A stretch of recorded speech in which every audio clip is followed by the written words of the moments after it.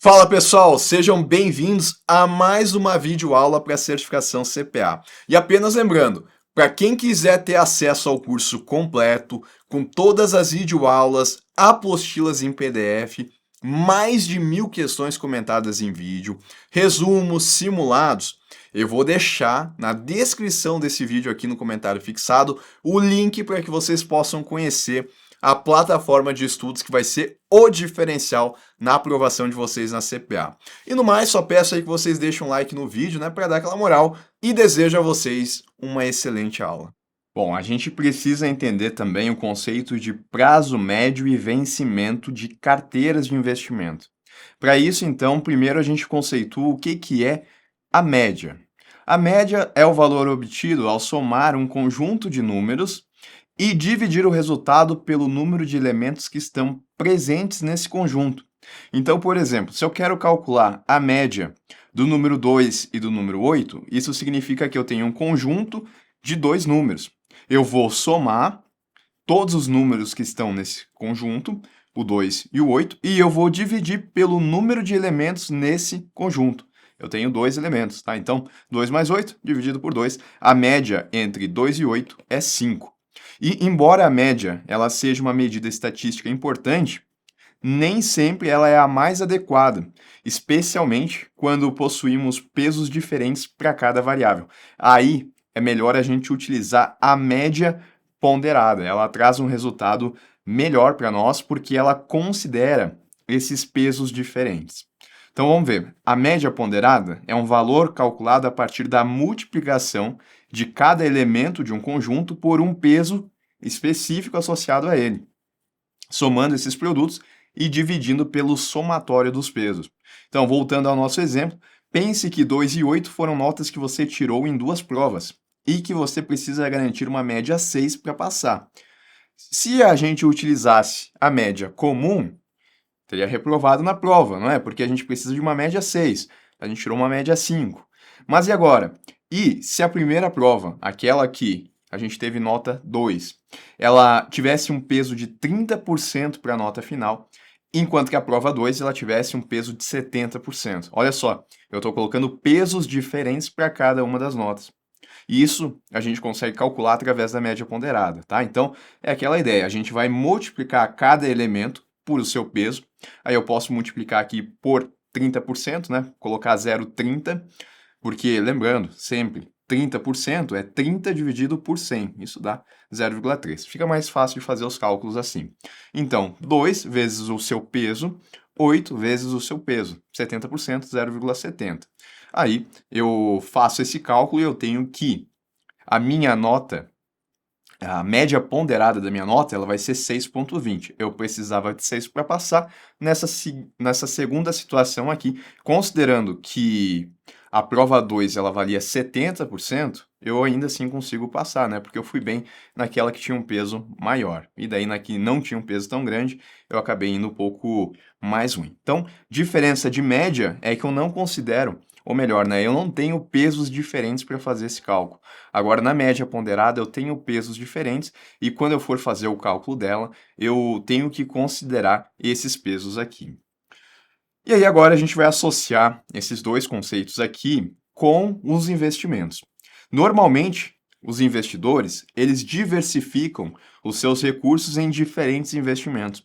Então a pessoa ela vai lá investir, o que é comum acontecer? Ela coloca parte dos seus dinheiros em CDB, partes em fundos de investimento, em LCI, LCA, ela vai fazendo uma diversificação dos seus investimentos. Quando a gente soma, não digo nem somar, quando a gente pega todos os investimentos que essa pessoa ela tem, a gente pode agrupar isso no que a gente chama de uma carteira de investimentos.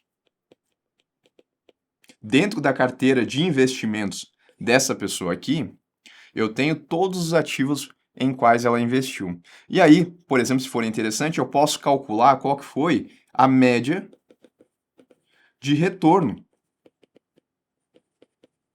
da carteira de investimentos e não de um ativo em específico. Posso fazer isso através do conceito de carteira, tá? E aí como é que eu vou ter que fazer? Bom, eu vou ter que levar em consideração o quanto que a pessoa ela colocou em cada um desses ativos.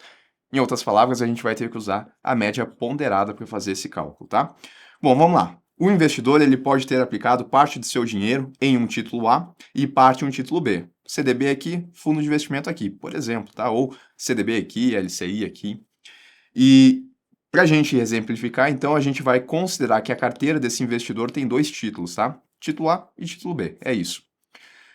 Comumente, cada título de investimento possui um prazo de vencimento. Sim, tirando quando a gente coloca em depósito à vista, nas outras situações a gente não tem Aliás, nas outras situações a gente tem um prazo de vencimento. Eu vou colocar no CDB aqui, eu vou ter que deixar esse dinheiro aplicado por 1 ano, 2 anos, mais, menos, depende do título que eu peguei. O tempo pelo qual o dinheiro fica aplicado, então, é esse conceito de vencimento, ao final do qual será feito o pagamento do principal, o que foi investido, mais os juros que acumularam durante o período. Para continuar com o nosso exemplo, então, o título A ele tem um prazo de vencimento de 2 anos, enquanto que o título B ele tem um prazo de vencimento de 8 anos. Se eu quisesse calcular, por exemplo, o prazo médio dessa carteira, ou seja, quanto tempo que o investidor ele vai ter que esperar para receber o seu valor de volta, valor principal mais os juros, eu posso calcular aqui utilizando, a média para saber então quanto tempo. Se eu for pegar aqui 2 anos mais 8 anos, eu vou ter que a média para ele receber é de 5 anos.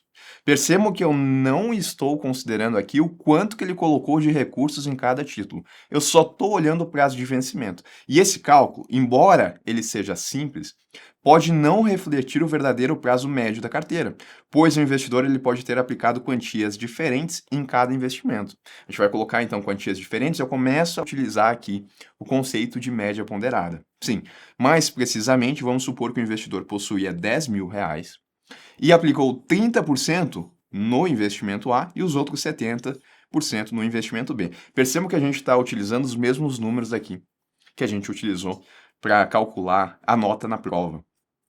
E falar então que a média para receber 5 anos seria o mais esperado, a média para receber de volta os valores seria 5 anos, seria o mais correto? Não, né? Porque percebam que ele colocou mais recursos, ele colocou 70% do dinheiro dele naquele prazo de vencimento de 8 anos. Então, o prazo para ele receber de volta o dinheiro dele não vai ser 5 anos. E daí, como é que a gente faz para saber, então, de uma maneira mais precisa? A gente pode utilizar da média ponderada para chegar nesse resultado. Daí a gente vai fazer que nem a gente fez aqui com as notas, só que a diferença é que agora a gente está considerando, então, qual que foi o total de recursos que esse investidor colocou em cada um dos ativos. Ele colocou 3.000 no ativo A e ele colocou 7.000 no ativo B. E aqui a gente está considerando, então, olha só, eu estou multiplicando aqui pelo prazo de vencimento, que é 2 anos, tá? E aqui, 8 anos. Poderia também, ao invés de ter utilizado aqui 3.000, eu poderia ter utilizado 0,3, que corresponde a 30% do que ele tem. Também chegaria no cálculo da mesma forma, só que ao invés de usar R$ 10.000 aqui, daí eu teria que usar que é de 100%. Tá? Então, depende de como que eu vou montar esse cálculo aqui. Aqui eu usei em termos percentuais, né? Ou melhor, eu peguei o percentual e depois eu fiz a divisão. Eu usei em números decimais. E aí, se eu estou fazendo dessa forma, é porque eu vou considerar 100%. 100% é a mesma coisa que 100 dividido por 100, eu tenho que chegar em 1, e eu tenho que colocar 1 aqui. Se eu tivesse feito assim, eu também poderia ter feito 2 vezes 30 mais 8 vezes 70. Dividido, só que daí eu não poderia usar 1, eu teria que usar 100 de 100%. Então, a forma como eu vou montar o cálculo aqui vai me dizer como é que eu vou ter que colocar o denominador. Aqui eu utilizei em reais, então eu tenho que colocar o total que aquele investidor tenha. Se eu fosse usar 0,30 e 0,70, aí aqui eu teria que usar 1, tá certo? Esse é um ponto importante. Bom, fazendo o cálculo aqui, o resultado vai ser o mesmo, porque a gente está falando dos mesmos ponderadores e também dos mesmos percentuais. Ou seja, o tempo médio para que esse investidor ele receba de volta o seu valor, todo o seu valor, todos os seus R$ 10.000, é de 6,2 anos, ainda que ele receba de volta R$ 3.000 e mais os rendimentos em 2 anos, porque esse cálculo acaba subindo justamente por conta do título B. Qual que é a conclusão que a gente tem que tirar daqui, então? Títulos que possuem maior representatividade ou seja, aqueles em que o investidor aplicou mais dinheiro, tendem a puxar o prazo da carteira para a data do seu vencimento. A gente ficou com um prazo de vencimento que ficou mais próximo da carteira B do que da carteira A, porque a gente tem mais dinheiro aplicado aqui. Esse é o ponto, então, que a gente tem que tirar de conclusão a respeito aqui do prazo médio de vencimento em relação a carteiras de investimento.